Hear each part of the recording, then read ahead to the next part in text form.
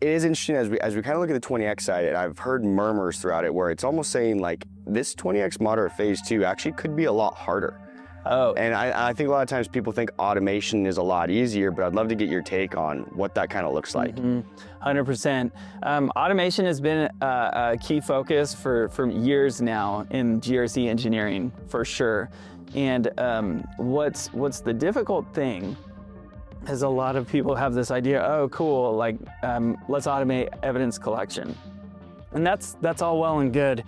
However, at the onset, the auditor really needs to feel comfortable that your code is grabbing a complete and accurate population of things. So for example, when we're talking about encrypting, like making sure that SSL is enforced on an S3 bucket or RDS or whatever it is, right? It's a big list of components that need to be collected. And if you have a really complicated environment, you're gonna need to be able to walk through the code with someone who understands and run the code.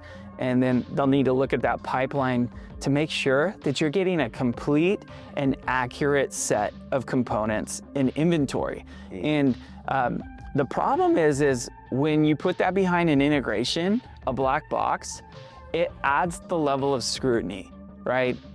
Your auditor needs to be really comfortable with everything. So those things need to be exposed. And so I knew that at the very beginning, that as we're doing evidence collection, it needs to be really transparent. It needs to be really flexible.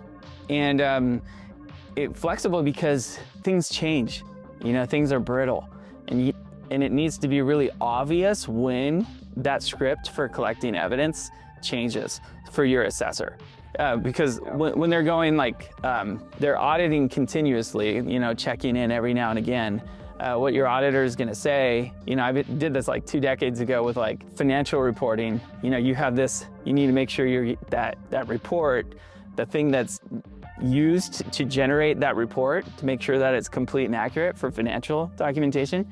They're going to say like, hey, when was the last time this thing changed? And you're like, this thing hasn't changed since February of 2001. And so you're like, okay, great. I'm fine. It seems like it's still working. That's not the case usually with these dynamic cloud environments. Things change all the time.